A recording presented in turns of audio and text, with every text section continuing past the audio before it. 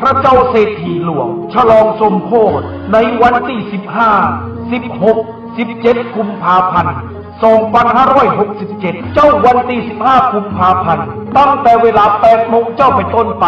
ร่วมพิธีบวงสรวงเทวดาชมมหรสพสมโภชศิลปินปื้นบ้านล้านนาจ้างซอชื่อดัง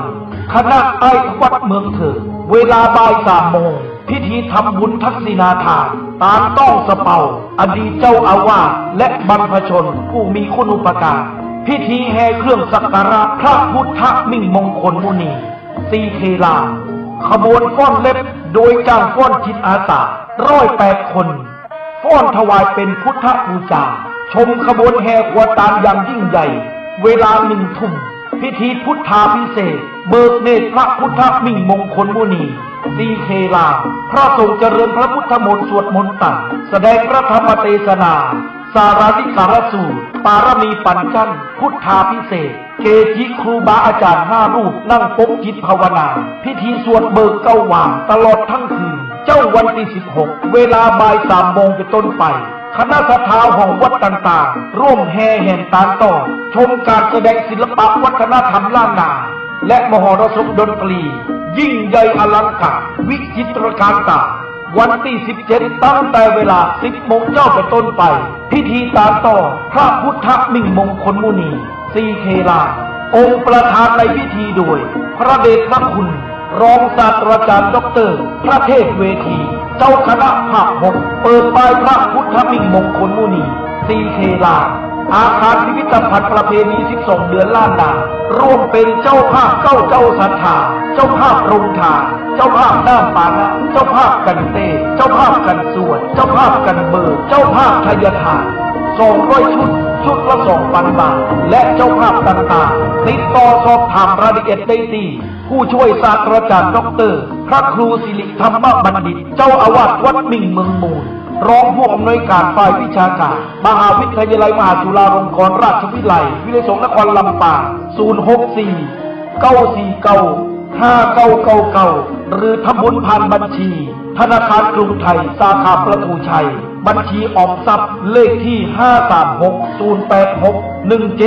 536-086-1738ชื่อบัญชีวัดมิ่งเมืองมูลบัดนี้หรือไปร่วมงานตามตอดสมโภชพระพุทธมิ่งมงคลมุนีสีเคลา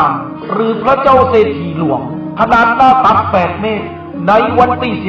15 16 17 กุมภาพันธ์ 2567 ณ วัดมิ่งเมืองมูลถนนพหลโยธินลำปางงาวตำบลพิชัยอำเภอเมืองจังหวัดลำปางโดยกันเด้อครับ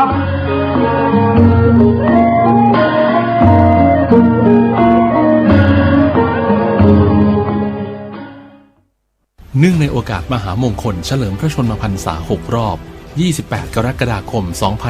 2567 รัฐบาลไทยโดยกระทรวงวัฒนธรรมกรมการศาสนาร่วมกับรัฐบาลสาธารณรัฐอินเดียโดยสถานเอกอัครราชทูตอินเดียประจำประเทศไทยสถาบันโพธิคยาวิชาลัย 980 หน่วยงานภาครัฐและภาคเอกชนดำเนินโครงการอัญเชิญพระบรมสารีริกธาตุและพระอรหันตธาตุของพระสารีบุตรและพระโมคคัลลานะจากสาธารณรัฐอินเดียมาประดิษฐานเป็นการชั่วคราวณประเทศไทยเพื่อเฉลิมพระเกียรติพระบาทสมเด็จพระเจ้าอยู่หัวและเสริมสร้างความสัมพันธ์อันดีระหว่าง2 ประเทศการดำเนินการในครั้งนี้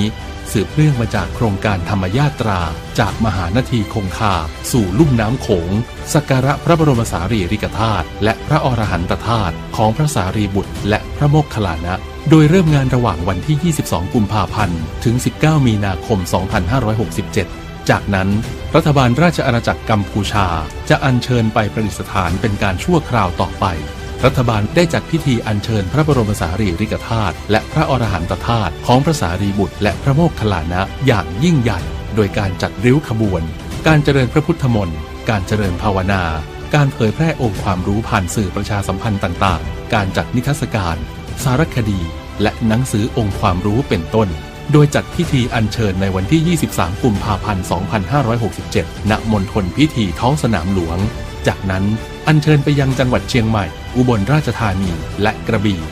นับเป็นครั้งแรกในประวัติศาสตร์ ที่มีการอัญเชิญพระบรมสารีริกธาตุจากพิพิธภัณฑ์นิวเดลีและพระอรหันตธาตุของพระสารีบุตรและพระโมคคัลลานะจากประเทศอินเดียมาประดิษฐานเป็นการชั่วคราวณประเทศไทยและมีความเชื่อมั่นว่ากิจกรรมอันสำคัญนี้จะมีพุทธศาสนิกชนทั้งชาวไทยและต่างประเทศเข้าร่วมสักการะบูชาเป็นจำนวนมากอันเป็นการเสริมสร้างสันติธรรมในหมู่ชาวพุทธทั้งในระดับประเทศและระดับนานาชาติโดยมีประเทศไทยเป็นศูนย์กลางความร่วมมือและสามารถพัฒนาไปสู่การเป็นศตวรรษแห่งธรรมะ Dhamma Century ด้วยการนำหลักธรรมความเชื่อของศาสนาเป็นกลไกสำคัญในการเชื่อมโยงความร่วมมือด้านศาสนาและส่งเสริมคุณธรรมของประชาคมโลกเพื่อสร้างความสงบสุขแก่มวลมนุษยชาติสืบไป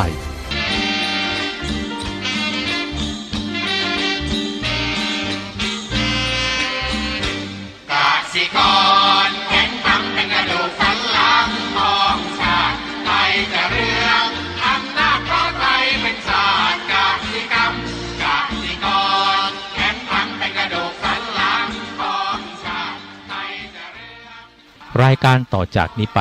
ขอเชิญท่านผู้ฟังทุกท่านเข้าสู่รายการดีมีคุณค่าน่าติดตามรายการเกษตรเพื่อชีวิตดำเนินรายการโดยกลุ่มรักเกษตรประสานงานโดยนายพิชัยคงพิทักษ์คณะเกษตรมหาวิทยาลัยเชียงใหม่หมายเลขโทรศัพท์053944030ขอเชิญทุกท่านติดตามรับฟังได้ณบัดนี้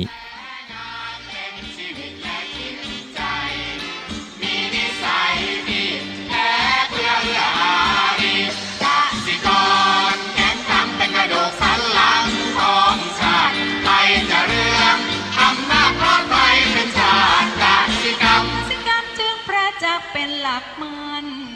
อาชีพสำคัญผู้ไทยที่ไรสีใครจะเก็บใครจะแข็งแรงทวี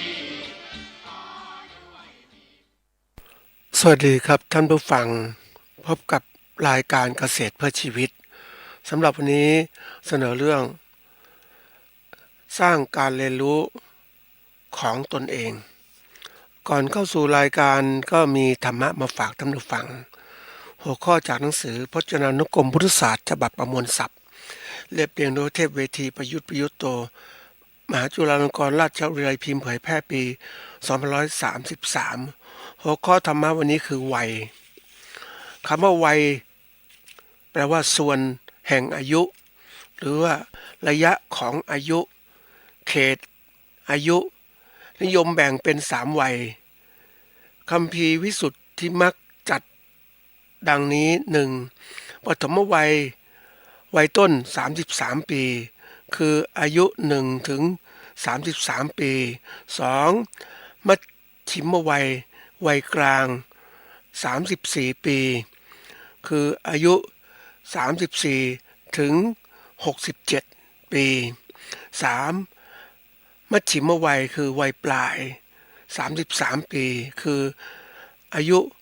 68ถึง100ปีอันนี้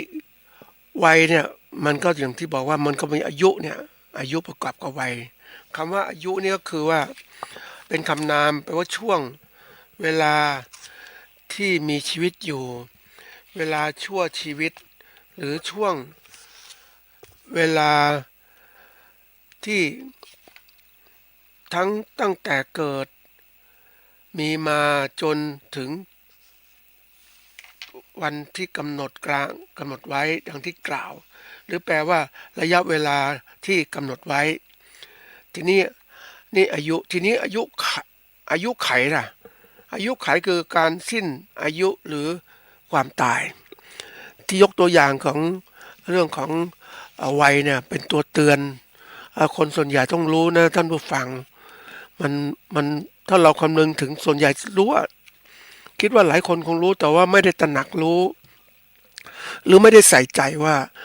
มันมีความสำคัญอย่างไรรู้ก็คือรู้เฉยๆแล้วก็ผ่านไปแต่ถ้าเราให้ความสำคัญกับวัยเนี่ยมันบอกถึงการสิ่งที่อายุของเราแต่ละช่วงเป็นอย่างไรแล้วก็มันก็จะบอกถึงว่าเมื่ออายุแต่ละช่วงเป็นอย่างไรแล้วเนี่ย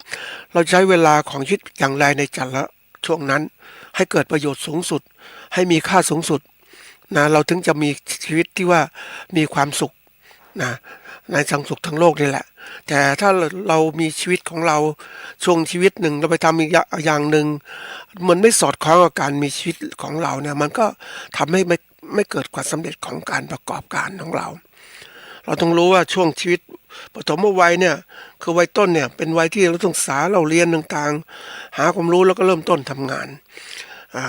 มัชฌิมวัยคือวัยกลางคนเนี่ยทำงานถึงที่จนกระทั่งถึงเกษียณแล้วก็มัชฌิมวัยเนี่ยวัยปลายชีวิตแล้วควรจะทำอะไรควรจะปล่อยวางไหมเนี่ยที่ถ้าเราไม่จัดชีวิตให้มันถูกต้องการกระทำที่ถูกต้องกับวัยของเราเนี่ยมันก็ทำให้เกิดความที่ว่าไม่ประสบความสำเร็จหรือว่ามีความยากลำบากอย่างปฐมวัยก็ไม่เรียนหนังสือมัชฌิมวัยก็ไม่ค่อยทำงานทำไปใช้ชีวิตไปสนุกสนานเพลิดเพลินเมื่อถึงมัชฌิมวัยปลายแล้วทำยังไงไม่มีเงินไม่มีทรัพย์สินต่างๆเนี่ยมันน่าคิดนะท่านผู้ฟังหลายๆคนที่ได้สัมภาษณ์มาเนี่ยเก็บข้อมูลไว้เพื่อว่าเราอยากรู้ชีวิตทุกคนเป็นไงก็เห็นเหมือนกันนะท่านผู้ฟังเพราะอะไรก็คือเขาไม่ได้จัดการชีวิตให้ถูกต้องตามวัยจังหวะเวลาควรจะเรียนหนังสือก็ไม่เรียนจังหวะเวลาทำงานก็ไม่ทำงานแล้วมาทำงานตอนแก่มันก็ไม่ทันละแล้วไม่มีเงินสะสมชีวิตของเขาเนี่ยจะลำบากอย่างไหนนะอันนี้คือส่วนหนึ่งมันก็เชื่อมถึงอายุด้วยเราก็คิดอายุมันมีอยู่มันยังนานอยู่ยังมีเวลาเหลือเยอะอยู่แต่ไงก็ตามชีวิตเขาบอกว่า80 ถึง 100 ปีเท่านั้นแหละนะเพราะนั้นเราต้องจัดการชีวิตของเราอย่างไรต้องให้สำคัญว่าจังหวะไหนควรทำอะไรนะแล้วทำให้ดีที่สุดเพื่อวัยข้างหน้าที่เปลี่ยนไปถึงเราจะมีพบกับความที่ว่าการทำงานที่ดีมีความสุขสบายและมีความสุขก็ฝากไว้ให้คิดนะครับเรื่องของวัยกับอายุนะวันนี้มาพูดถึงเรื่องของสร้างการเรียนรู้ของตนเองคำว่าสร้างเนี่ยเป็นคำกริยานะจริงๆถ้าใส่คำนามเป็นการหรือความก็ได้แต่ตอนนี้ที่อยากจะเน้นคือเป็นคำกริยาเพราะอยากให้ปฏิบัตินั่นแหละทำให้มีขึ้นนี่สร้างแปลว่าอะไรสร้างเป็นคำกริยาแปลว่าบันดาลให้มีให้เป็นขึ้นด้วยฤทธิ์อำนาจนี่อันนี้คือคำว่าสร้างแต่คำว่าสร้างตัวหนึ่งคือทำให้มีให้เป็นขึ้นด้วยวิธีการต่างๆกันเนี่ยสร้างอันนี้แม้จะไม่มีอำนาจไม่มีฤทธิ์อำนาจก็สร้างได้นะไม่จำเป็นจะรอฤทธิ์อำนาจต่างๆแต่ถ้ามีฤทธิ์อำนาจมันก็สร้างได้เร็วในลิมิตขึ้นมาได้แต่ว่าอันนี้พูดถึงความเป็นจริงของชีวิตของเราเนี่ยเราก็ทำที่ว่าทำให้มีให้เป็นขึ้นด้วยวิธีการต่างๆถามว่าทีนี้การเรียนรู้เป็นคำนามแปลว่าการได้รับความรู้จากประสบการณ์ของชีวิตนะด้วยตนเองก็คือตัวของเราเนี่ยทำได้ปกติที่เคยกล่าวไว้ว่าความรู้ที่เราได้รับนั้นมันมี2 อย่างก็คือว่ามาจากการเรียนรู้ที่มีผู้สอนหรือมีตำรับตำราที่สอนเราเป็นวิชาการต่างๆเยอะแยะไปหมดเลยมีคนสอนเนี่ยเราก็ได้มาตั้งมากมายถ้าเราเป็นผู้ใฝ่รู้เนี่ยจะหามามากแต่ทีนี้ความรู้ที่มันอีกส่วนหนึ่งที่มันเกิดขึ้นคือความรู้ที่ได้จากการเรียนรู้เนี่ยเราต้องทำด้วยตนเองคือมันถ้าไม่จักแจ้งแก่ใจเนี่ยมันจะเป็นความรู้ที่เกิดขึ้นความเข้าใจเพราะเราได้ปฏิบัติเราจะเห็นความเป็นจริงที่เกิดขึ้นนะเพราะเราทำเองเนี่ยนะมันเป็นการพิสูจน์ถึงความจริงว่าเราจะอยากได้ความรู้ที่แท้จริงต้องทำหลายๆคนนะชอบรู้มากจริงๆนะท่านผู้ฟังเจอคนมันก็ต้องเจอโอ้โหเขาเป็นนักเรียนนะท่านผู้ฟังคงจะเรียนมากตำรับตำราท่องคล่องไปหมดเลยเป็นผู้ทรงความรู้นะท่านผู้ฟังแต่การปฏิบัตินะไม่เคยเกิดขึ้นเพราะอะไรก็รู้ด้วยการท่องตำรับตำรามาแล้วไม่ได้ลงมือทำเหมือนพูดที่มีปริยัตินั่นแหละแล้วไม่ได้ปฏิบัติเนี่ยมันก็ไม่เกิดผลอะไรรู้เท่านั้นเองนะแต่เราต้องปฏิบัติมันต้องเกิดผลที่จริงแล้วมันจะปฏิเวทก็จะเกิดขึ้นผลเนี่ยต้องการกระทำทุกอย่างต้องการผลที่เกิดขึ้นคนเราเนี่ยอย่างที่เคยคุยได้มีโอกาสคุยกับนักบริหารหรือนักที่ประสบความสำเร็จในชีวิตของเขาเนี่ยเขาหาความรู้มานะท่านผู้ฟัง ความรู้ที่ได้มีระดับหนึ่งเท่านั้นแหละคือความรู้ที่ได้จากการเรียนเพราะว่าเรียนรู้เนี่ยคือจังหวะเหมือนคนทั่วไปแต่เขาไม่มีโอกาสเรียนหนังสือแต่เขาได้วิธีการหาความรู้ด้วยการที่ว่าลงมือทำก่อสร้างธุรกิจตัวเองแล้วก็สร้างสรรค์กว้างขวางขึ้นเหมือนเขาได้เรียนรู้ชีวิตของเขาน่ะจากประสบการณ์เหมือนตำราเล่มใหญ่ๆนะท่านผู้ฟังเหมือนตำราของเทียมผู้เยี่ยมยุทธอย่างเนี้ยนี่คือตัวอย่างของคนที่ประสบเป็นเจ้าของบริษัทสหพัฒนาพิบูลอย่างเนี้ยเป็นตัวอย่างคนเราเนี่ยมันจะเรียนเหมือนกับว่าจะเรียนโดยว่าอ่านตำราก็เหมือนกับว่าได้ประวัติคนอื่นก็มาอะไรก็มาแต่มันไม่ได้ความรู้สึกไม่ได้การสัมผัสที่แท้จริงมันได้แต่เรียนรู้แต่วันนี้เราเองอยากจะประสบผลในฐานะเป็นเกษตรกรหรือเป็นผู้ประกอบการเกษตรก็ต้องพยายามที่จะทำเขาเรียกอะไรทำความรู้ได้วิชาได้การศึกษาแล้วมาทำการเรียนรู้ของเราโดยลงมือปฏิบัติเลยมันถึงเกิดผลขึ้นมาแล้วอะไรต่างๆมันจะเขาเรียกว่ามันยืนอยู่ในตัวเองได้นะมันจะทำให้เรานั้นเขาเรียกว่ามีความท้าทายกับปัญหาอุปสรรคต่างๆได้เหมือนคนที่ประสบความเข้มแข็งฝึกตัวเองเข้มแข็งปุ๊บเขาจะวิ่งเขาจะทำอะไรต่างๆเนี่ยเขาสบายมากเลยแต่คนไม่ฝึกเลยคนแบบไม่ทำอะไรสักอย่างเดียวแล้วเราถึงจะแบกจะหามทำอะไรไม่ได้นะมันก็เป็นตัวที่สำคัญก็คือว่าบอกถึงความอยู่รอดของชีวิตเนี่ยมันอยู่รอดด้วยตัวเราเองไม่ใช่ว่าให้คนอื่นมาอุ้มชูเราก็เหมือนหลอกลวงตัวเรานั่นแหละเราก็บอกคนอื่นอุ้มชูสูงขึ้นไปแต่เราเองเดินขึ้นไปไหมทำขึ้นไหมไม่ทำขึ้นมามันก็เป็นสิ่งที่น่าเสียดายอันนี้เอาหัวข้อนี้มาพูดก็เพราะว่าเพื่อเพิ่มการคิดทัศนคติและความสามารถของตัวเองให้สูงขึ้นจงอย่าหยุดนิ่งกับการเรียนรู้จะไม่ใช่หยุดนิ่งกับการที่ว่าศึกษาเราเรียนมามากมายแต่ไม่ลงมือปฏิบัติหรือหยุดนิ่งการเรียนรู้ที่มีอยู่ดั้งเดิมก็หยุดแค่นั้นแหละมันไม่ได้หรอกมันต้องโลกยุคใหม่มันต้องความกว้างขวางการที่เราจะดำเนินการเรียนรู้ไปเขาบอกเรียนรู้นี่ไม่รู้จบนะมันเป็นการเรียนรู้ตลอดชีวิตของคนนะมันไม่ใช่ถึงเวลาหมดเรียนนะฮะชั้นเรียนแล้วก็เลิกกันไม่ใช่มันลงมือปฏิบัติมันได้รับการเรียนรู้ศึกษาเพิ่มเติมอีกมากมายทีเดียวอันนี้คือสิ่งสำคัญนะสำคัญต่อมาคือเพื่อเราจะได้มีความสามารถในการแก้ปัญหาต่างๆที่เกิดขึ้นในต่อหน้าของตนเองต่างๆและของผู้อื่นด้วยเพราะเรามีความสามารถนะคนที่ประสบความสำเร็จของชีวิตเขาแก้ปัญหาตัวเองเขาได้เขาก็มีความสามารถในการช่วยเหลือให้คำแนะนำกับผู้อื่นได้นะอันนี้คือหลักสำคัญนะอันนี้มันเป็นสิ่งที่ควรจะต้องฝึกตัวเองนะทีนี้มาถึงว่าในเผอิญได้หัวข้อนี้มันเกิดขึ้นจากว่าได้ไปดูเดี๋ยวนี้เป็นช่วงของการเตรียมการเลือกตั้งนะท่านผู้ฟังเราได้เห็นนโยบายต่างๆพรรคการเมืองต่างๆก็ประกาศนโยบายว่าจะทำนู่นคำว่านโยบายคือสิ่งที่กำหนดขึ้นว่าจะทำอะไรหรือไม่ทำเขากำหนดดูดีไปหมดอ่ะไอ้คนฟังเนี่ยนะท่านผู้ฟังถ้าฟังอย่างไม่มีสติปัญญาก็หลงระเริงไปกับสิ่งที่เขาบอกก็จะทำนู่นทำนี่แล้วก็ทำจริงไหมล่ะนะมันไม่จริงอ่ะมันนโยบายกำหนดว่าอย่าไปเชื่อมากมายดูความเป็นจริงเราอยากวิเคราะห์คนเนี่ยท่านผู้ฟังอย่างนโยบายที่เขาพูดมาเนี่ยอย่างบางคนมาให้วันละ700 บาทเพิ่มนู่นเพิ่มนี่แต่ถามว่าเฮ้ยคุณจะเป็นรัฐบาลคุณต้องหารายได้ซะก่อนจะมาแจกเงินทำยังไงเศรษฐกิจของประชาชนดีขึ้นมีเศรษฐกิจดีขึ้นประเทศก็มีเงินแล้วก็เอามาแจกเอามาให้กับคนต่างๆให้ประชาชนจะวันเดือนละ 3,000 บาทก็ได้อะไรต่างๆได้หมดอ่ะทีนี้มันประดูว่าเฮ้ยถ้าคุณประกาศอย่างนี้ขึ้นมาเนี่ยคุณไม่เคยใฝ่คว้าในการพัฒนาเศรษฐกิจให้กับคนในสังคมแล้วก็ทำเศรษฐกิจยังไงมันดีขึ้นวางแผนเศรษฐกิจยังไงทำอย่างไรทำไม่เป็นนะท่านผู้ฟังเหมือนคนที่เป็น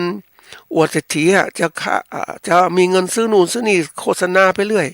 แต่ไม่เคยที่จะหาเงินเป็นนะแล้วเงินที่ไหนมาแจกกู้เขามาแจกไหมวันนี้กู้จนกระทั่งประเทศไทยเนี่ยหมดแล้วท่านผู้ฟังที่เขาให้กู้ก็คือกู้จนกระทั่งแบบหมดนะถามว่าเราจะใช้หนี้ไหมใช้หนี้แล้วที่โฆษณาจะมาแจกเงินประชาชนถามว่าแล้วเงินใช้หนี้มีไหมที่สุดก็พาประเทศล่มจมนั่นเองอันนี้ที่วิเคราะห์นะวิเคราะห์ให้เป็นคือฝึกให้ท่านเป็นนักวิเคราะห์ด้วยเพราะว่า การที่จะพัฒนาคุณภาพของเกษตรกรหรือผู้ประกอบการต้องทำให้เขารู้จักคิดเป็นฟังเป็นเชื่อเป็นนะเขาเรียกคิดฟังเดี๋ยวก่อนฟังก่อนฟังแล้วก็คิดแล้วก็เขียนนะ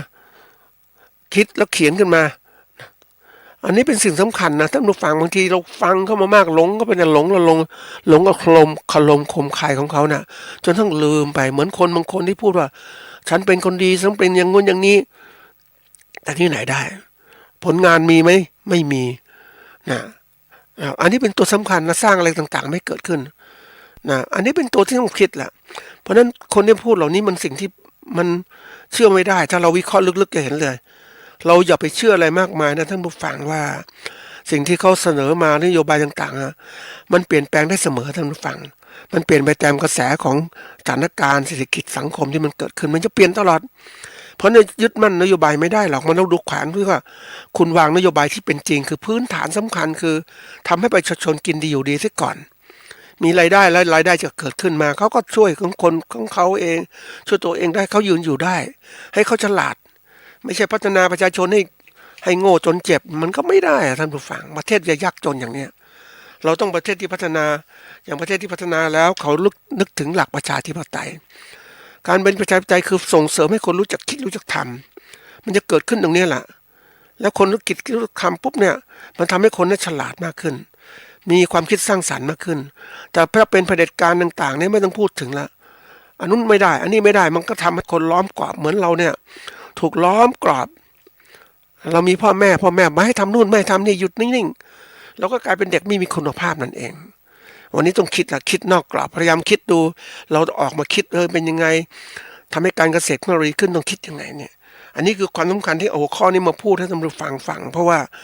มันตัวสำคัญที่สุดวันนี้ไม่มีใครมาช่วยเรานะท่านผู้ฟังสังเกตว่าข่าวสารต่างๆเนี่ย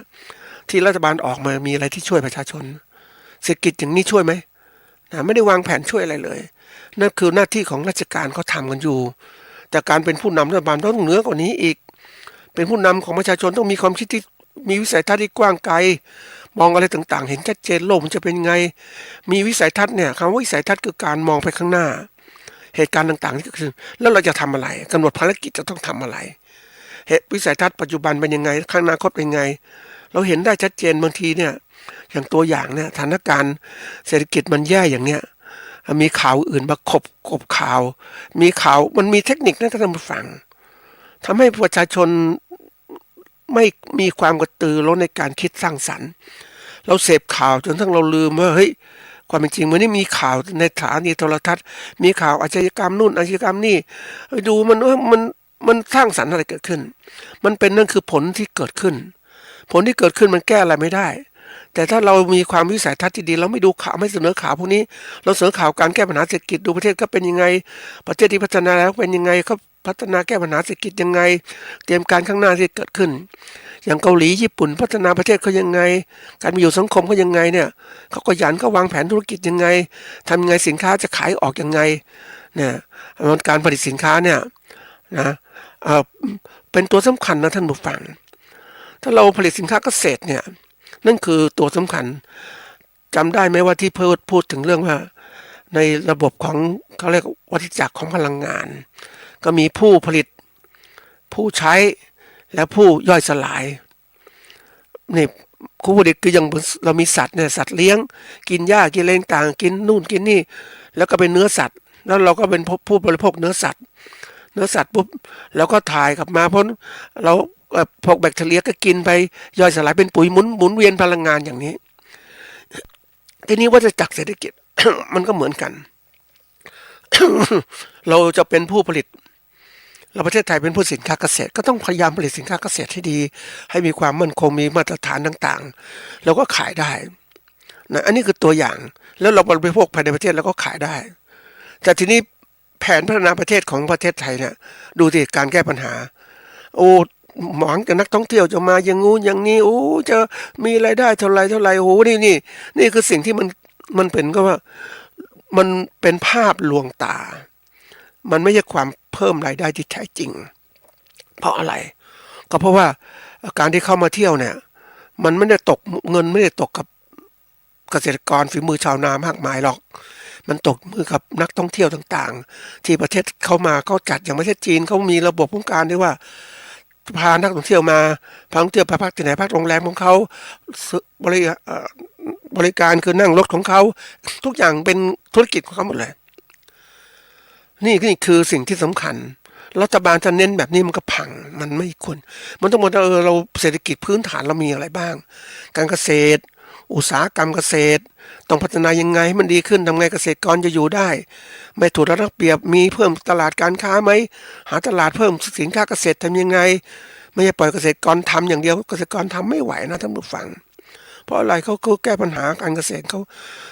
ลำบากมากจริงภาวะเสี่ยงทั้งดินฟ้าอากาศต่างๆมันก็ไม่ประสบความสำเร็จนะแล้วยังมาแก้ปัญหาตลาดอีกไหมโอ้ลำบากมากเลยวันนี้ทำให้อะไรรู้ไหมเกิดภาวะที่ว่าการดำเนินการต่างๆยิ่งเกษตรกรเป็นผู้ผลิตแล้วเนี่ยถูกคนเอาเปรียบนะคนเอาเปรียบพ่อค้าคนกลางก็เหมือนผู้บริโภคเอาซื้อไปของเขาเนี่ยเอาสินค้าแล้วไปขายให้กับผู้บริโภคอีกทีนึงแล้วซื้อจากเกษตรกรราคาที่ต่ำไปขายผู้บริโภคราคาที่สูงเขาได้กำไรตรงนี้ทั้งนั้นแล้วอะไรที่หมุนเวียนประเทศมันไม่ค่อยมีเพราะฉะนั้นเกษตรกรตกอยู่ภายใต้ความยากลำบากการบริหารเศรษฐกิจต้องคำนึงถึงนี้ว่าสร้างปัจจัยพื้นฐานให้กับประชาชนมีการกินดีอยู่ดีขายสินค้าเกษตรได้ราคาหรือว่าโรงงานมีสินค้าโอท็อปทำไงเขาขายได้แล้วก็แข่งได้ในระดับของกับอุตสาหกรรมที่เขาผลิตมายังนึกถึงตัวนี้นะท่านผู้ฟังประเทศจีนที่เขาวางแผนธุรกิจเนี่ยทำไมเขาต้องเป็นมหาอำนาจทางเศรษฐกิจอันนี้น่าคิดนะท่านผู้ฟังเพราะว่าเขาแก้ปัญหาที่เก่งมากตัวอย่างประเทศจีนที่เขามีความสามารถในการพัฒนาเศรษฐกิจเขาเจริญก้าวหน้าเนี่ยแรกๆเขาผลิตสินค้าเกษตรออกขายนะออกขายนะขายทั่วไปส่งไปนู่นนี่นะถัดมาปุ๊บเนี่ยเขาขายได้แล้วผลิตแล้วขายได้ทำยังไงมันมีกำไรสูงสุดเขาก็ต้องไปขายเองใช่ไหมแต่ก่อนเขาขายพ่อค้าคนกลางต่างเหมือนกันทีนี้เขาขายเองในนามประเทศไปขายแล้วก็จ้างคนขายเองวันนี้เขาลุยมาถึงตลาดในประเทศไทยเขาก็มีคนของเขามาขายคือรับสินค้าจีนมาถึงสโตร์ของเขาแล้วก็เขาทำหน้าที่ขายเพราะนั้นเขาตัดพ่อค้าคนกลางหมดเลยเขากลายเป็นคนของเขานี่คือระดับชาตินะเขาทำอย่างนี้ไม่ว่าสินค้าเกษตรสินค้าอุตสาหกรรมต่างๆเขาทำอย่างนี้เพราะนั้นเขาจึงสามารถได้ผลกำไรในการประกอบการเกษตรเขาสูงแต่ของเรามีไหมไม่มีรัฐบาลก็ปล่อยประชาชนทำเองแต่รัฐบาลจีนเขาเนี่ยคอมมูนเขาทำกันด้วยนะมันเป็นสิ่งสำคัญ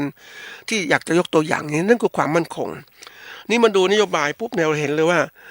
มันเป็นอะไรที่มันเน้นจะบอกอะไรไม่บอกอะไรจะทำอะไรไม่ทำอะไรอันนี้ของภาครัฐเราก็ของภาคนักการเมืองเราก็รู้แล้วว่าบางคนหลอกลวงบางคนจริงจังนะแต่เท่าที่ดูนโยบายของรัฐบาลที่เป็นอยู่เนี่ยพรรคที่เป็นอยู่เนี่ยมันเป็นเขาเรียกว่าดูนโยบายเก่าเนี่ยมันไม่ชัดเจนแล้วก็เลิกไม่ยอมตอบคำถามว่าสิ่งที่กำหนดตอนหาเสียงเป็นยังไงนะมันเป็นการวัดนะท่านผู้ฟังอันนี้ไม่ใช่นินทานะเพียงยกตัวอย่างให้ท่านผู้ฟังว่าเราเองต้องมีนโยบายเหมือนกันว่าแล้วทำไม่ได้ก็ต้องคิดว่ามันเป็นเพราะอะไรทำนองในการคนที่มันพรรคการเมืองเนี่ยประกาศนโยบายแล้วเมื่อเป็นรัฐบาลแล้วไม่ทำตามนั้นแสดงว่าอะไรไม่มีสัจจะเป็นคนหลอกลวงอย่างเนี้ยเราเองก็เหมือนกันต้องพยายามสร้างตรงนี้นี่เน้นการฝึกออกนโยบายเป็นสิ่งที่ท้าทายเราเองไม่อยากทำงานทำการเกษตรไปเรื่อยๆไม่เอานะวันนี้ทำการเกษตรต้องมีเหมือนกับว่าเราเป็นบริษัทเลยจะเล็กอะไรก็แล้วแต่เราเป็นบริษัทต้องทำกำหนดนโยบายว่าเราจะทำนู่นทำนี่เพื่อให้ผลกำไรมาขนาดนี้นะมันก็เหมือนเป็นเป้าหมายนั่นแหละอย่างมีเป้าหมายเนี่ยเรากำหนดว่าปีเนี้ยเราทำการเกษตรต้องได้กำไร10 ล้านบาททั้งหมดนะ10 ล้านบาทเราก็10 ล้านบาทจะได้ยังไงก็ไปจัดการผลิตและการจำหน่ายของเราแล้วมีนโยบายการผลิตทำไงบ้างลดต้นทุนเพิ่มปริมาณสินค้าให้มากขึ้นนะต้นทุนน้อยลงต้นทุนต่อหน่วยน้อยลงนะประสิทธิภาพการผลิตโรงงานต้องดีขึ้นมาถึงยอดขายการนโยบายการขายเราต้องขายเองไปให้พ่อค้าคนกลางซื้อเขาขายกดราคาเราทำยังไงนี่ก็คิดไปอย่างเงี้ย มันจะทำให้เกิดการวางแผนการเขาเรียกมีนโยบายแล้วก็เกิดการวางแผนไอ้การวางแผนคืออะไรก็คือการที่เรากำหนดกิจกรรมที่เราจะทำไปตามเวลาแผนคือกิจกรรมไปตามเวลาเอามาจากนโยบายนั่นแหละเอานโยบายมาแปลเป็นแผนว่าเฮ้ยนี่เราต้องการกำไรจากการสมมุติเอานโยบายว่าเพิ่มประสิทธิภาพการผลิตของเรามีที่นา1 ไร่เราจะผลิตมูลค่าการประกอบสินค้าเกษตรของเราเนี่ยให้มันได้ไร่ละ10,000 บาทสมมุติเนี่ยตั้งเป้าหมายไว้นี่เราผลิตข้าวโอ้โหไหนมันปลูกข้าวเนี่ยมันก็ได้ปีนึงไม่เท่าไหร่นะครั้ง2 ครั้งเองนะทำไงดีจะปลูกพืชอะไรมันมีมูลค่าเพิ่มขึ้นแล้วก็ไปคิดว่าปลูกอะไรดีไหมที่แพงพืชแพงๆแคนตาลูปไหมแตงโมหรือพืชแพงๆขึ้นมาปลูกพืชผักไหมนะพืชผักออร์แกนิกแล้วแต่เราจะทำแล้วก็มีการวางแผนว่าทำช่วงไหนจะทำยังไงเพราะเราต้องการใช้พื้นที่1 ไร่เนี่ยสร้างผลกำไรมากขึ้นอย่างไปดูพื้นที่ของผู้ประกอบการเกษตรนะก็เพาะเมล็ดพันธุ์พืชขายเพราะต้นกล้าขายเขาเรียกเพาะต้นกล้าขายเราจะซื้อมะเขือซื้อพริกถ้าเรามาเพาะเองมันเสียเวลานู่นเวลานี่แล้วอาจจะไม่งอกด้วยอะไรด้วยเราไปซื้อต้นกล้าเลยนะต้นกล้าต้นละ2 บาทไม่ต้องเสียเวลาต้นใหญ่ด้วยมาปลูกทันทีเลยแต่เขาเพาะต้นกล้าเนี่ยในพื้นที่1 ไร่เนี่ยมีเขาเรียกว่ามีอะไรมีโรงเรือนมีอะไรพร้อมมีที่วางเพาะต่างๆเพราะนั้นในพื้นที่1 ไร่ก็สามารถทำโรงงานทำปลูกได้เยอะเป็นมากมายทีเดียวเพราะนั้นเขาก็ค้าขายกำไรได้มากใช่ไหมก็สร้างมูลค่าในพื้นที่1 ไร่ก็ได้นี่คือแผนที่กำหนดว่าจะทำอะไรปลูกเพาะกล้าพริกมะเขือเทศผักกาดต่างๆมะละด้วยแล้วทำได้หมดเลยนี่คือการเพิ่มมูลค่าต่อพื้นที่1 ไร่มากขึ้นคือการวางแผนการกิจกรรมถัดมาก็คือขั้นตอนของการที่เรียกว่าเราลงมือปฏิบัติเราต้องฝึกนะท่านผู้ฟังฝึกลงมือปฏิบัติเนี่ยคำว่าปฏิบัติคือลงมือทำนั่นแหละทำให้เกิดผลเกิดขึ้นนะผลเกิดขึ้นมันจะเป็นไงนะปฏิบัติยังไงมันดีนะเราจะใช้พื้นที่1 ไร่ให้เกิดประโยชน์เนี่ยแล้วปลูกข้าวเนี่ยเราจะใช้เครื่องจักรมันก็ไม่คุ้มละนะจะทำไงดีจะเพาะยังไงหรือปลูกเพาะมะเขือเทศต้นกล้ามะเขือเทศทำยังไงเราต้องใช้ยังไงเอาเครื่องจักรหรือวิธีการผลิตแบบไหนมาใช้ไม่ใช่ปลูกแบบหวานๆเอาเมล็ดหวานไปเนี่ยแล้วก็เวลามันงอกปุ๊บเนี่ยเนาะแล้วก็ตักเขาเรียกว่าแซะต้นกล้าออกมานี่มันก็อาจจะตายอะไรเดี๋ยวนี้เขามีกระบะเพาะมีที่เพาะต้นกล้านะสามารถเอาดินผสมใส่มีที่เพาะต้นกล้ามีรูๆปุ๊บเอาเมล็ดหยอดลงไปปุ๊บก็รดน้ำดูแล้วน้ำไม่แตกแดดมากเกินไปมีความชื้นสูงอยู่ในโรงเรือนเขาก็ทำได้อันนี้คือวิธีการปฏิบัติที่จะให้เกิดผลแบบมันต้องขึ้นอยู่ว่าเราต้องรู้เทคโนโลยีต่างๆนวัตกรรมต่างๆมาใช้ในการเกษตรของเราจะใช้นวัตกรรมเดิมๆมันไม่ทันสมัยแล้วนวัตกรรมเดิมๆนั้นต้นทุนการประกอบการก็สูงเราต้องใช้นวัตกรรมใหม่ๆที่มันต้นทุนการประกอบการก็ต่ำอะไรก็ต่ำอย่างเนี้ยนะไปเห็นเขาทำเนี่ยท่านผู้ฟังอย่างนึกถึงแต่ก่อนเราทำไมไม่ทำอย่างนี้เนาะอย่างเราทำนาเนี่ยเราก็เพาะต้นกล้าไว้แปลงนึงนะ ทำเทือกให้ดีๆหว่านกล้าหว่านต้นหว่านเมล็ดข้าวที่เพาะแล้วมันงอกขึ้นมาเราก็เขาเรียกว่า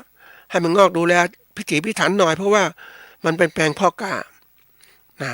เวลาเราจะถอนกล้าไปปักดำก็ถอนอย่างเนี้ยแต่ทีนี้นี่คือวิธีการดั้งเดิมเนาะแต่ยุคใหม่เนี่ยถ้าเราจะเพาะอย่างนี้ปุ๊บเนี่ยนะเขาก็มีวิธีการแบบเพาะในกระบะเพาะนะสมมตินะแล้วเวลาไม่ต้องถอนละเขาก็เลาะเอาจากกระบะเพาะเทลงมาปุ๊บต้นกล้ามันก็เรียงเป็นแถวแล้วก็อันนี้ไปวางใส่ในเครื่องเลยเครื่องหวานดำเขาเรียกดำต้นข้าวเลยเมื่อข้าวต้นกล้าเติบขึ้นก็ใช้เครื่องนี้เอาต้นกล้าที่เพาะใส่ในดินทันทีมันก็งอกได้เร็วไม่กระเทือนการที่เราไปแยกต้นกล้ามาเนี่ย เราถอนกล้าปุ๊บเนี่ยมันรากก็ขาดอะไรก็ขาดการเจริญตัวกว่ามันจะฟื้นตัวโอ้ยมันต้องใช้พลังงานพี่ใช้ธาตุอาหารไปเยอะแยะแต่ถ้ามันอยู่ในก็เรียกว่าในกระบะเพาะเนี่ยเวลานั้นเรายกมาทั้งชุดของมันเลยรากก็ไม่ขาดเลยไม่ขาดสามารถดอดในหลุมต้นข้าวได้เลยอันนี้คือความทันสมัยที่เกิดขึ้นเป็นวิธีการใช้เขาเรียกลงมือปฏิบัติเนี่ยสำคัญมากเลยด้วยการใช้เทคนิคต่างๆเนี่ยมันเห็นผลมันก็ทำให้เราเกิดผลในการทำงานได้อันถัดมาคือที่สี่คือดูผลคือการหมายความว่าเราได้ผลการปฏิบัติที่ดีแล้วนะผลเกิดขึ้นมาดีไม่ดีก็ย้อนกลับไปเนี่ยมันเป็นเพราะอะไรมันเป็นเพราะนโยบายที่เราวางแผนไม่มีแผนไหมแล้วก็วิธีการปฏิบัติเราดีไหมมันทำให้เกิดผลเช่นเนี้ยอย่างเราดูตัวอย่างง่ายๆเราดูรัฐบาลบอกนโยบายนู่นจะนโยบายนี่จะขึ้นนู่นขึ้นนี่ให้ ถามว่าเฮ้ยแล้วขึ้นได้จริงไหมมีรายได้เพิ่มขึ้นไหมใช่ไหมมันดูผลปฏิบัติเราก็สามารถวัดย้อนกลับว่าประสิทธิภาพของการเป็นรัฐบาลเนี่ยมันดีไหมเนี่ยประสิทธิผลการทำงานเนี่ยการที่เราวัดผลเนี่ยเราเป็นการวัดประสิทธิภาพของเราตัวเราเองด้วย อันนี้ว่าตัวเรานะยกอาจจะเปรียบเทียบรัฐบาลใหญ่ขึ้นมาหน่อยแต่ละว่าตัวเราเนี่ยต้องมีอย่างนี้การทำงานของเราเนี่ยไม่ใช่ว่าทำไปเรื่อยๆไม่มีเป้าหมายเดี๋ยวนี้ไม่ได้นะท่านผู้ฟังเพราะเราต้องรู้สอดคล้องกับเรื่องราวที่พูดตั้งแต่ต้นชั่วโมงว่าอายุไขเนี่ยมันหมดเวลาเรื่องวัยสำคัญมากเลยมีช่วงเวลาแต่ละช่วงต้องทำยังไงเพราะนั้นเราต้องทำงานเล่นๆไม่ได้แล้วนะเราคิดอันนี้ผู้ดำเนินการก็คิดนะท่านผู้ฟังคิดอยู่ตลอดเวลาว่าทำยังไงชีวิตเราจึงประสบความสำเร็จที่เกิดมาทั้งทีแล้วต้องทำอะไรให้มีคุณค่ากับตัวเราแล้วก็อนาคตของเราด้วยแล้วตัวผู้อื่นด้วยจะมาทำเรื่อยๆเฉยๆนะบางคนมันคิดถึงว่างก็เที่ยวเถอะไม่ต้องไปสนใจอะไรมากมายไปเที่ยวสนุกสนานเพลิดเพลินไปแต่นี่ไม่ได้นี่ไปเที่ยวก็ต้องเก็บข้อมูลว่าเป็นยังไงอย่างไปดูตลาดมันเป็นยังไงมันเป็นยังไงถึงจะเขาเรียกว่ามันถึงจะเจริญก้าวหน้าอย่างวันหนึ่งเนี่ยมีโอกาสไปนะท่านผู้ฟังอันนี้นอกเรื่องนิดหนึ่งก็มาเล่าให้ท่านผู้ฟังฟังเป็นข้อคิดของการที่ว่าวัยเกษียณมันไปตลาดหนึ่งก็เรียกตลาดวัยเกษียณตลาดเกษียณนี่คือมีแต่คนที่เกษียณอายุมาค้าขายมีนู่นมีนี่เกษียณอายุมาคุยกันมันเป็นจังหวะของการที่ว่าเจ้าของพื้นที่นั้นจะพยายามหาจุดประกายของการที่ว่าจะมีการใช้พื้นที่เกิดประโยชน์สูงสุดเพราะที่อื่นก็สร้างตลาดไว้แล้วแต่ที่นี่จะสร้างตลาดแบบไหนให้มันแตกต่างจุดประกายตลาดแตกต่างคือตลาดเกษียณนี่มันก็กลายเป็นว่ามีคนแก่ๆมาค้าขายสินค้าที่เขาทำมามันไม่มีชีวิตชีวาเหมือนตลาดวัยรุ่นท่านผู้ฟังวัยรุ่นเนี่ยมันวิวว้าวไปหมดอะนะคนก็มีเพราะวัยรุ่นชอบที่จะหาประสบการณ์ชีวิตแต่เมื่อนู่นแต่ว่าตลาดวัยเกษียณวัยปลายชีวิตน่ะมันจะมีคนแก่อะไรทำอะไรมาเพราะนั้นมันรู้สึกการอะไรก็เชื่องช้าการดึงดูดก็มันไม่มีจุดดึงดูดท่านผู้ฟังมันเหมือนกับวันว่ามันปลายชีวิตนะเพราะนั้นนี่คือการดูตลาดว่าเป็นยังไงแต่จริงๆแล้วมันน่าจะจุดประกายว่าตลาดวัยเกษียณต้องมีการสนทนาการมีทำให้ผู้สูงวัยมาดูมีการออกกำลังกายต่างๆให้รู้สึกผู้สูงวัยมีโอกาสที่มาจะดึงผู้สูงวัยมาตลาดได้แล้วก็ผู้สูงวัยเหล่านี้มีเงินนะจะทำไงให้เงินกระเป๋ามาอยู่ในกระเป๋ากระเป๋ามาอยู่ในกระเป๋าเราก็ต้องหาสร้างกิจกรรมให้เดินว่ามีการออกกำลังกายมีการพูดคุยกันเตรียมเรื่องของการออกกำลังกายการพูดคุยเรื่องการผ่อนคลายทางจิตทำยังไงนะการที่เราอยู่ยังไงเตรียมตัวแก่ชรายังไงเตรียมตัวตายอย่างไรอย่างเนี้ยมันเป็นการให้ความรู้ด้วยมีการบรรยายพิเศษต่างๆมีการตรวจสุขภาพผู้สูงวัยการประกันชีวิตดูแลยังไงบ้างนะอาหารการกินที่ทันสมัยสำหรับผู้สูงวัยมันก็เสริมสร้างเข้าไปเนี่ยมันเป็นสิ่งที่ดีนะท่านผู้ฟังแต่เพียงแต่ว่าการจุดประกายเนี่ยเราต้องทำยังไงทีนี้การที่เราเปิดตลาดมาแล้วต้องมีการประเมินผลใช่ไหมประเมินผลอะไรคงผิดพลาดตรงไหนมันทำไงตลาดมันรุ่งเรืองทำยังไงมันต้องคิดทีนี้การคิดคนที่เป็นน้ำของต้องรู้จักคิดสร้างขึ้นมาต้องคิดเราเองก็เช่นกันในการประกอบการเกษตรต้องคิดว่าเฮ้ยเราทำอย่างเงี้ยมันจะดีขึ้นไหม จงอย่าปล่อยชีวิตให้ผ่านไปเรื่อยๆเรื่อยๆนะมันไม่คุ้มนะท่านผู้ฟังเห็นก็ใช้เวลาแล้วนี่มันทำไมมันเป็นอย่างนี้นะคือเขาคิดว่าเวลามันมากเขาใช้เวลาไปเรื่อยๆเฉยๆไปทำได้ล้มเหลวบ้างไม่ล้มเหลวบ้างพอมีพอกินพอใช้ก็ไม่ต้องคิดอะไรมากมายคือคิดอย่างนี้มันทำให้คนมันไม่กระตือรือร้นนะท่านฟังนะคนที่เขาเรียกว่าต้องกระตุ้นความอยากเขาว่าคนมันมีตัณหากิเลสตัณหาเนี่ยมันกระตุ้นความอยากการใช้ตัณหาพายพ้นตัณหาก็ตัวอย่างสำคัญความอยากพ้นทุกข์เนี่ยสำคัญเลยความอยากได้อย่างมีอยากเป็นเนี่ยมันสำคัญแต่เราต้องมีเป็นยังไงสิ่งที่ถูกต้องตามธรรมคือตามธรรมชาติแล้วก็มีกฎระเบียบสังคมที่มันกำหนดไว้นะไม่ใช่ว่าเราอยากมีความสุขก็ไปทำอะไรหาเงินเยอะๆจากปานปนสะดมคนอื่นเขาไม่ใช่ เราอยู่บนเส้นทางของการที่ว่าเราทำไงชีวิตเรารุ่งเรืองมีความสุขไม่ไปรบกวนหรือไปผิดจารีตศีลธรรมกับคนอื่นอย่างเนี้ยนะเป็นสิ่งสำคัญเพราะฉะนั้นเราต้องสร้างการกระตุ้นตัวเองให้มันกระตือรือร้น นะเราเรียนรู้เพราะว่าที่ยกตัวอย่างหลายชั่วโมงที่ผ่านมาก็เพื่อทำให้เกษตรกรนั้นมีความกระตือรือร้นมองโลกที่กว้างไกลขึ้น ไม่ใช่มองโลกอยู่ว่าพอมีพอกินพอใช้แค่นี้พอแล้วไม่ต้องคิดอะไรมากอยู่มีความสุขอย่างเนี้ยแต่ที่ไหนได้ไอ้โลกของนอนมันค่าใช้จ่ายค่าของชีพมันสูงฮะแล้วก็คุณมีรายได้เท่านี้คุณจะหาเงินไปซื้อยังไงอยู่ไม่ได้ท่านผู้ฟังเพราะไม่ได้มองไปโลกข้างหน้ามันเปลี่ยนยังไงเราเห็นเนี่ยโลกข้างหน้ามันเปลี่ยนคุณต้องเปลี่ยนอ่ะคุณไม่เปลี่ยนคุณต้องซื้อเครื่องไม้เครื่องมือเก่าๆไปใช้มันใช้ไม่ได้เหมือนเราเองถ้าเราไม่มีวิสัยทัศน์เนี่ยที่ดีพอเนี่ยเราก็หลงไปนะอย่างช่วงหนึ่งเนี่ยเขามีการขายเครื่องใช้ไฟฟ้านะที่มันลดราคานะเป็นอย่างนี้ปุ๊บเนี่ยใช้หลอดฟลูออเรสเซนต์ที่มีบัลลาดมีต่างๆลดราคามากโอ้ยเราก็ซื้อเพราะเราไม่เคยเห็นว่ามันจะมีอะไรมาใหม่มาใหม่แต่เขาลดราคาปุ๊บเราก็โอ้เอาซื้อแต่ที่ไหนได้หลอดไฟมันเปลี่ยนหมดแล้วตอนนี้เป็นหลอด LED หมดแล้วไม่ใช่บัลลาดเห็นไหมเพราะเราไม่ทันเขาอะคนที่ไม่ทันคนอื่นก็เหมือนกับว่าถูกเขาหลอกด้วยถูกอะไรด้วยเรามันไม่ได้เดี๋ยวนี้น่ากลัวนะท่านผู้ฟังว่าการประกอบการเกษตรยุคปัจจุบันเนี่ยไม่ทันสมัยเมื่อไม่ทันสมัยไม่สามารถสร้างผลิตสินค้าเกษตรที่มีคุณค่าได้ตรงกับความต้องการของผู้บริโภคมันก็ขายสินค้าไม่ได้ผลิตขายสินค้าไม่ได้เราผลิตเพื่อกินอย่างเดียวเราไม่ได้ไม่มีเงินที่ไปซื้อเสื้อผ้าจับจ่ายใช้สอยต่างๆมันอันตรายนะเพราะนั้นการเปิดวิสัยทัศน์ตรงนี้สำคัญมากเลยเมื่อวิสัยทัศน์ก็วงมาสร้างนโยบายสร้างแผนและมีการดำเนินการต่างๆแล้วก็ลงมือทำจะประเมินผลเกิดขึ้นนะอันนี้สำคัญมากนะเราต้องการดูนะทีนี้ทำไมคนถึงเราพูดตรงๆนะท่านผู้ฟังทำไมคนเราถึงเรื่อยๆอย่างเนี้ยแล้วอย่างนี้ไปเราเคยฝึกเพราะเราเคยอยู่อย่างสบายท่านผู้ฟังอยู่อย่างสุขสบายไม่เคยคิดข้างหน้าอย่างผู้ดำเนินการเห็นโลกข้างหน้าแล้วมันสิ่งที่น่ากลัวมากเลยแล้วเขาก็จะสร้างผลกระทบต่อประเทศไทยเรามาก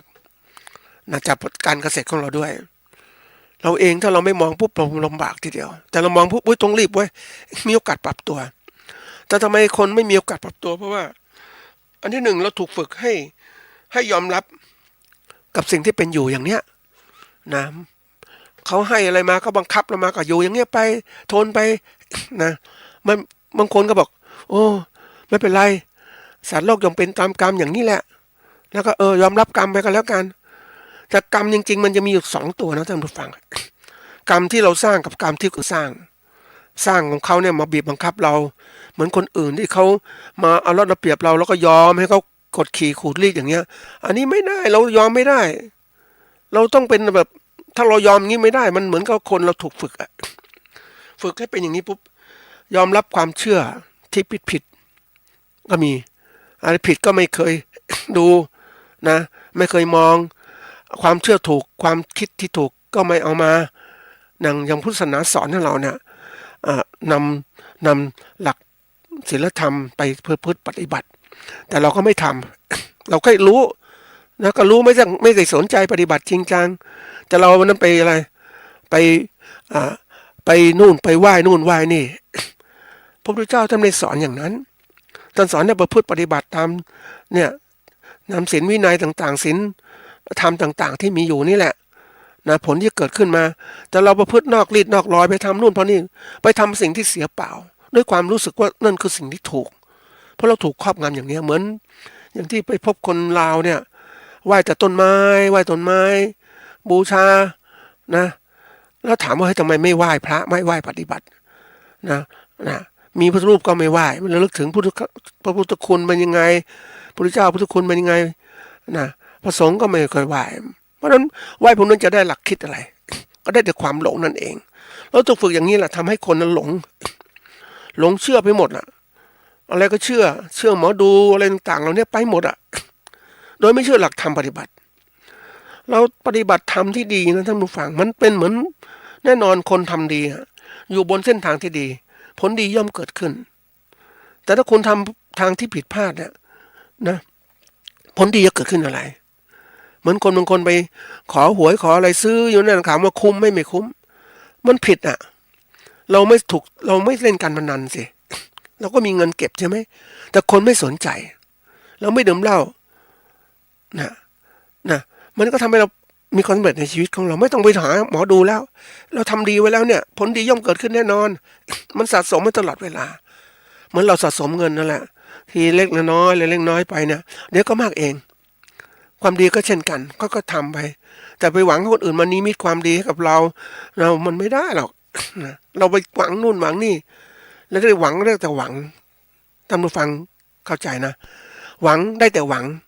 เพราะเราไม่ได้ลงมือทำไม่มีอะไรเกิดประโยชน์อะไร และขณะเดียวกันในการหวังเราเนี่ยมันทำให้เรานั้นไม่มีความคิดสร้างสรรค์ที่เพิ่มขึ้น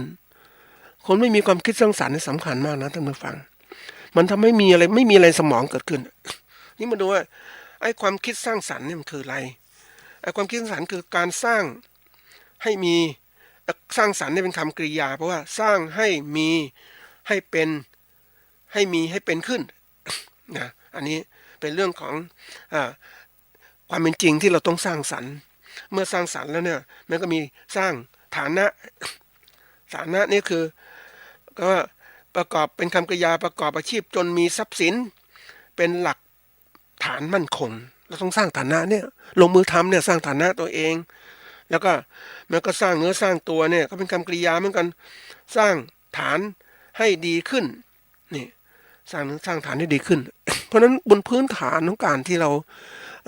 ต้องฝึกตัวเนี้ยสำคัญมากต้องรู้ว่าอะไรที่เป็นจริงเราทุนอื่นเขาหลอกก็คุมเราเนี่ยกำกับความคิดเราเนี่ยมันทำให้เรานั้นไม่มีความคิดสร้างสรรค์เหมือนเจอรัฐบาลที่เผด็จการไม่ต้องทำนู่นทำนี่เผด็จการอยู่อย่างนั้นอ่ะคนกันชุมนุมคุยก็ไม่ได้อะไรก็ไม่ได้อย่างเนี้ยนี่คือตัวสำคัญนะทีนี้วันนี้เราต้องต้องฝึกของเราเองฝึกให้เป็นผู้รู้เป็นผู้คิดพิจารณาหาเหตุหาผลซะก่อนแล้วจึงจะเชื่อหรือไม่เชื่อก็แล้วแต่เหตุและผลนั้นนี่เหตุและผลนั้นบางทีมันต้องมีความกระจ่างชัดเหตุและผลไม่กระจ่างชัดจับมาไปเชื่ออีกนะบางทีเราใช้เหตุผลของเราเนี่ยจากการศึกษาค้นคว้ามาเนี่ยอ่านตำรับตำรามามันน่าเชื่ออย่างงู้นอย่างนี้นะเชื่อไม่หมดนะพุทธเจ้าท่านสอนอย่าไปเชื่ออย่างนี้นะเราการมาสูตรท่านผู้ฟังคงจำได้นะนี่ตรงเนี้ยมันถึงว่าเราจะเชื่ออะไรแล้วแต่เนี่ยมันต้องมีความเชื่อระดับหนึ่งมีแล้วแต่ความเชื่อเราเชื่อไม่ได้เราก็ดูระดับหนึ่งอย่าเพิ่งเชื่อแล้วก็ดูปฏิบัติลองทำเขาเรียกปฏิบัติยุคปัจจุบันเนี่ยเขาเรียกว่าการหาเหตุผลใหม่เพื่อจะมายอมรับถึงจะเชื่อสิ่งใดสิ่งหนึ่งก็จึงมีแนวคิดทางทฤษฎีที่กล่าวไว้ว่านั้นคำว่าทฤษฎีคือแนวคิดที่มีต่อสิ่งใดสิ่งหนึ่งที่ได้รับการยอมรับแล้วแต่ทฤษฎีเหล่านี้มันเปลี่ยนแปลงได้เนี่ยมันเปลี่ยนแปลงได้ตามการค้นคว้าวิจัยที่เกิดขึ้นแรกๆทฤษฎีแบบเนี้ยก็เกิดทฤษฎีต่อต้านขึ้นมาทฤษฎีต่อต้านถูกพัฒนาแล้วมันเป็นจริงเนี่ยมันต่อต้านทฤษฎีเก่าปุ๊บก็เกิดความคิดใหม่กลายเป็นทฤษฎีใหม่เกิดขึ้นคนก็เหมือนกันความคิดของคนมันต้องเปลี่ยนมันจำกัดจากเดิมจงอย่าจำกัดความคิดของตัวเองอยู่ในความเชื่อเดิมๆของตนเองหรือเหตุผลเดิมๆของตัวเองหรือในฐานะตัวเองที่เห็นในปัจจุบันอย่าเพิ่งเชื่ออย่างนั้นนะมันยังมีเหตุผลที่ลึกซึ้งกว่านั้นอีก อย่างการทดลองวิทยาศาสตร์มันจะเหตุผลที่มากขึ้นเหมือนเราปลูกพืชนั่นแหละท่านผู้ฟังแรกๆเราปลูกพืชโดยใช้ดินธรรมดานะปลูกไปมันงอกก็เป็นแบบนี้แต่เราก็มีการใช้ปุ๋ยต่างๆเข้าไปให้มันดูมันเติบโตขึ้นนี่เราจะพิจารณาว่าปุ๋ยที่จะใช้ในสูตรไหนดีไม่ดีแล้วต้องมีการทดลองอีกจะบอกทีเดียวว่าใช้ปุ๋ยเนี้ยเหมือนไอ้โฆษณาสินค้านะเดี๋ยวนี้มันมีปุ๋ยนะใช้ปุ๋ยตานี้เลยเนี่ยสูตรนี้เลยหวานตัวนี้คำบอกเล่าตรงนั้นแหละจะเขาทดลองมาไหมเขาทดลองผู้ขายทดลองรับหนึ่งแต่เราเองอ่ะเรารับเข้ามาทันทีเลยก็คิดว่าเขาบอกถูกต้องที่ไหนได้เขาบอกเราใช้เกินใช้ปุ๋ยมากๆเพื่อจะได้เขาจะได้ขายปุ๋ยมากขึ้นนะจริงๆการที่เขาบอกว่ามีการเกษตรยุคใหม่ก็มีการทดลองเรื่องของดูสภาพดินซะก่อนดินที่มันใช้นานๆเนี่ยมันต้องมีการพักสภาพตรวจจุลินทรีย์ในดินตรวจความอุดมสมบูรณ์ของดินจะใช้ปุ๋ยอะไรมากเกินไปก็ต้องดูบางที่ก็ปรับสภาพดินในการปลูกปอเทืองเพื่อจะให้ดินสภาพดีขึ้นบางที่นั้นอย่างที่จังหวัดแถวปทุมธานีหรืออะไรเนี่ยที่มีการใช้ปุ๋ยมากมายทีเดียวใช้แล้วเนี่ยมันต้นไม้ไม่โตเพราะอะไรใช้ปุ๋ยมากดินมันดูดซับธาตุอาหารในดินมันไม่ให้ต้นพืชดูดซับมันก็เกิดการปุ๋ยก็ไม่เกิดขึ้นไม่มีประโยชน์อะไรเพราะว่าดินสภาพดินมันแตกต่างกันมันตรึงปุ๋ยเนี่ยอันนั้นมันก็เลยกลายว่าต้องศึกษาสภาพดินทีนี้การศึกษาสภาพดินต้องมีการทดลองวิจัยเกิดขึ้นด้วยตัวเราเองหัดทำดูหาความรู้ว่าทำไงนะให้มันดินมันดีขึ้นมีให้ปุ๋ยมันก่อนนี้ก็เอาทำนาเนี่ยก็ปุ๋ยเขาแนะนำมา16 20 16 10ปุ๋ยเสมอ16 หรือ15 หรือ16 20 0อย่างเงี้ยแล้วก็ใช้อัตราไซส์เท่านี้บอกมาเลยไอ้เจ้าของปุ๋ยมันบอกมาเนี่ยเราก็ใช้ไปเลย1 ไร่เท่านี้ถามว่าหวานมันเป็นไงบ้างนะเราก็ใช้ตามเขานั่นแหละแต่บางที่ไม่เจริญเติบโตต้นข้าวไม่โตบางที่โตมันมีเหตุอื่นอีกแต่เราไม่รู้เพราะเราถูกฝึกมาโดยไม่รู้แต่ถ้าเราเป็นโลกยุคใหม่ต้องรู้จักทดลองรู้จักค้นคว้าวิจัยเกิดขึ้นอันนี้สำคัญนะท่านผู้ฟังเพราะว่าการที่เรานั้นจะพัฒนาการเกษตรของเราพัฒนาการประกอบการต่างๆให้สูงขึ้นเนี่ยเราจะต้องอะไรให้สร้างคือปกติแล้วเราถูกฝึกโดยการยอมรับต่างๆมันก็เหมือนฝึกให้เป็นธาตุนั่นแหละธาตุอารมณ์ธาตุความรู้สึกธาตุวิชาการธาตุนู้นธาตุนี่คือเราเองหลงกับการที่เราใช้มันเนี่ยมีใช้มันต้องการมันอย่างเดียวไม่รู้ว่าเฮ้ยมันมีผลมีอะไรเกิดขึ้นเหมือนกับเราเป็นทาสของเทคโนโลยีต่างๆเนี่ยเราใช้มันไม่เป็นใช้ไม่เป็นแล้วก็มันก็กลายเป็นมันก็มาบงการชีวิตของเราวันๆเคยเห็นคนที่เสพติดกับข้อมูลข่าวสารไม่มากมายทีเดียวเลยวันๆแทนที่จะคิดนู่นคิดนี่ไม่มีโอกาสคิดเพราะอะไรไอ้ข้อมูลที่มันส่งมามันทับความรู้ใหม่ๆมันทับมาหมดอยู่ในสมองเราเพราะนั้นเราไม่มีโอกาสคิดก็ไอ้คนนู้นว่างี้ไอ้คนนี้ว่างั้นจะทำตามเขาทำไปหมดเลยอันนี้ฝึกความเป็นทาสกับการรับความรู้ข้อมูลข่าวสารที่ว่าไม่มีการพิจารณามันก็หลงไปแล้วมีข้อมูลใหม่ก็ส่งไปอีกทับไปอีกแต่เราไม่มีความเป็นไทยเราจะสร้างความเป็นไทยกับตัวเองคือความเป็นใหญ่กับตัวเองเรามีข้อมูลมาแล้วระดับหนึ่งเราก็สามารถทดลองด้วยพิสูจน์ขยายข้อมูลของเราเองเป็นของเราเองบ้างไม่ใช่ทำเขาชี้วิธีการที่เขาฝึกให้เราเป็นคนเป็นทาสเขาแนะนำประโยชน์ด้วยก่อนนะทำยังไงให้เกิดประโยชน์ต่อเรามากที่สุดทำยังไงเกิดประโยชน์เราก็หลงใช้หลงเดินตามเขาเสร็จแล้วถึงจังหวะเวลาปุ๊บเนี่ยเขาก็ได้ประโยชน์จากเราเลยเขาก็หักเลยอย่างจะขึ้นราคาการใช้สมาร์ทโฟนอย่างเนี้ยนะขึ้นนู่นขึ้นนี่เพราะเราใช้จนชินเพราะเราเสพติดจนมากเกินไปเราไม่รู้เฮ้ยขนาดไหนที่พอเหมาะเราเสพติดพวกนี้มันก็ทำให้เรานั้นไม่มีโอกาสสร้างความรู้ความคิดด้วยตัวเองนะบางทีทำไมเราต้องฝึกตัวเองอย่างพระพุทธศาสนาเนี่ยท่านก็สอนให้เรานั้นสงบจิตสงบใจบ้างสมาธิมีบ้างนะให้มีอารมณ์เดียวไม่จะเสพหลายอารมณ์เกิดขึ้นหลายอารมณ์ก็มีความเครียดคนปัจจุบันมีความเครียดมากนะท่านผู้ฟังแล้วความเครียดเหล่านี้มันผ่อนคลายไปไหนรู้ไหมมันทำให้คนไปติดเกมเล่นเกมเพื่อการผ่อนคลายก็คิดผ่อนคลายพอผ่อนคลายอะไรคือทำให้คนมีลมเดียวอย่าง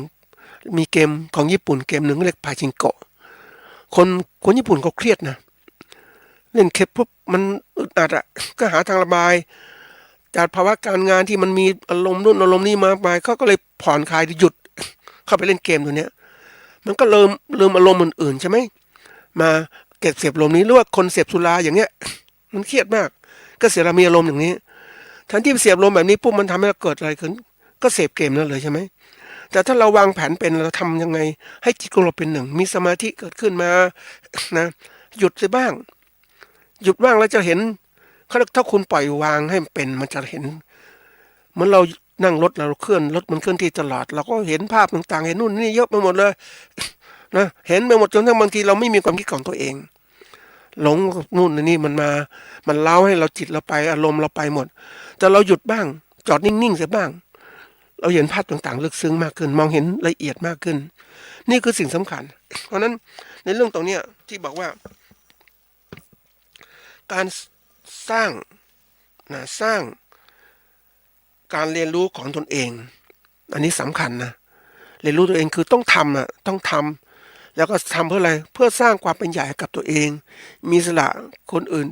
ก็จะนำเราไปทิศทางที่ผิดก็ไม่ได้เพราะเรามีอิสระต่อเราแต่ถ้าเราเป็นทาสของเขาเนี่ยเราเป็นก็เรียกเป็นลูกน้องต้องพึ่งพาอาศัยตลอดเรากลายเป็นอะไรต่างๆเราเนี่ยเป็นเครื่องไม้เครื่องมือกับเขาอย่างเนี้ยการประกอบการเกษตรก็เช่นกันนะท่านผู้ฟังเราต้องมีความคิดตัวเองหาช่องทางเพราะว่าจำไว้เสมอนะท่านผู้ฟังถ้าเราจับหลักการได้ทุกอาชีพมันมีหลักของมันหลักของความเป็นจริงเหมือนอริยสัจสี่นะเรื่องทุกเนี่ยหลักความจริงแค่เนี้ยอาชีพต่างๆมันมีอะไรก็คือเรารู้เรื่องพืชรู้เรื่องสัตว์รู้อะไรต่างๆให้ลึกซึ้งรู้ว่ามันจะกินอะไรยังไงอยู่ยังไงเป็นยังไงแล้วก็บริหารจัดการยังไงนะให้มันเติบโตได้ดีเมื่อบริหารนี่คือหลักการแล้วก็มีเทคนิคย่อยๆแล้วก็เรียนรู้ไปเพิ่มเติมเข้าไปนะหาเทคนิคใหม่ๆก็ไปใช้มันถึงจะทำให้เกิดประโยชน์เกิดขึ้นเราจะได้ประโยชน์ตัวนี้เพราะฉะนั้นในเรื่องสิ่งเหล่านี้มันต้องฝึกแล้วท่านผู้ฟังจงพยายามสร้างตัวเองให้เป็นใหญ่ให้ได้มีอะไรต่างๆแม้นบางครั้งเราใช้สื่อของเขาได้ก็จริงนะเพื่อเรียนรู้แต่เราก็มีเวลาเอาเรียนรู้แล้วเราเอาความรู้ต่างๆไปใช้ไม่ใช่รู้เฉยๆไม่ได้ใช้เนี่ยมันไม่เกิดประโยชน์นะก็ฝากเป็นข้อคิด